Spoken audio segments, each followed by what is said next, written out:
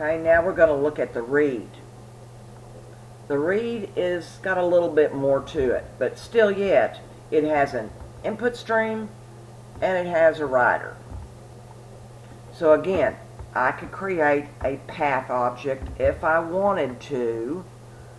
It gets the path of this file and puts it right in my input stream so I can open it up.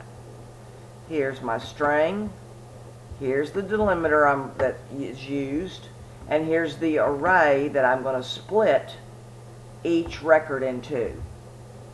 Here's my inventory object I'm going to use for them. Okay, so again, got my input stream, and here I have to have a reader. Not a writer, a reader. So here's my input stream, and again, I'm buffering it to get the data. I feed that into my input stream reader, and again, buffer it. I could put this in 2 different lines of code if I wanted to, but I've condensed them.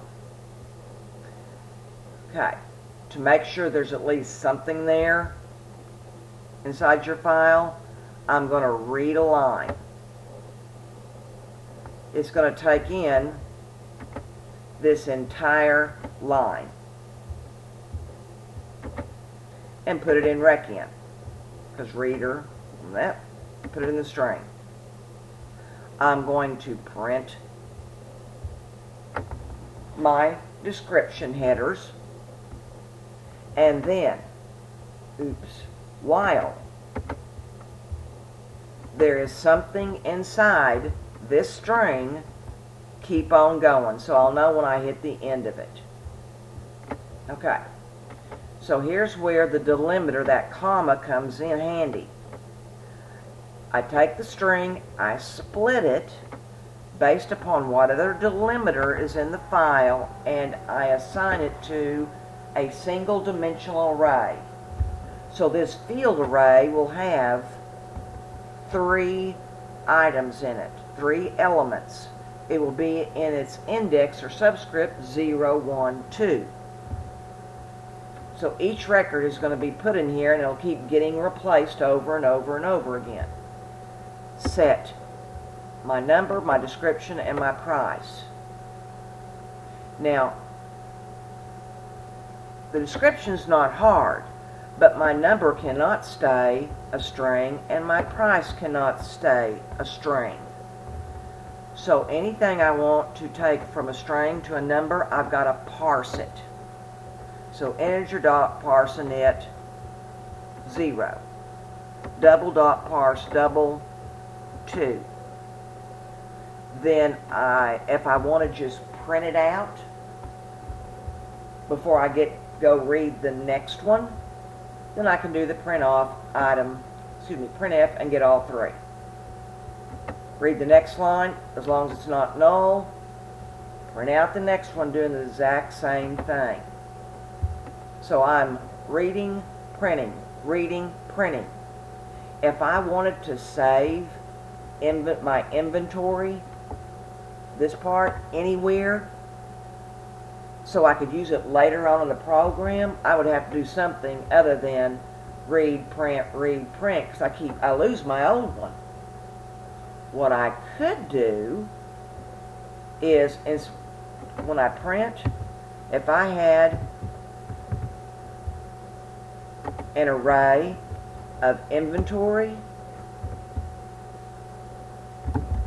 so I could do this.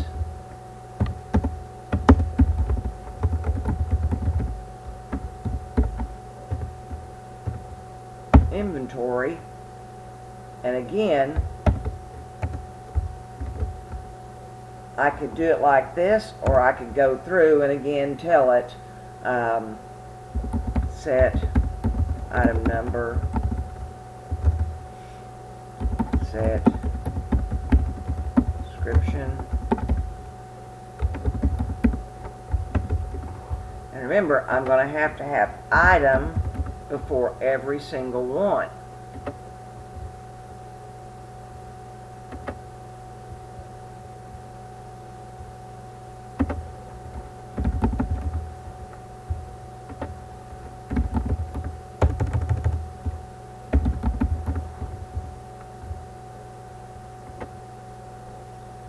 Okay, so this one would be correct. It would give me my data, my gets. But here, I want to make sure and set the item number, set the description, set price for item, and it would put it in my array for my inventory. So remember, I would have to have an inventory,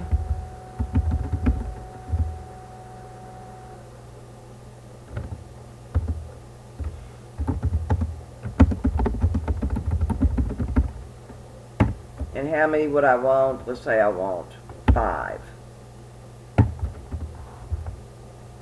Then I could go through, and every time I read this and put it in the field array, this sets the number for that inventory, but I've got to make sure that I put it in my array so I can save all of my inventory objects. So I can print it, but if you need it for later on processing, you're going to have to take the data that you just read in and save it in an array that is the same object type. Right here.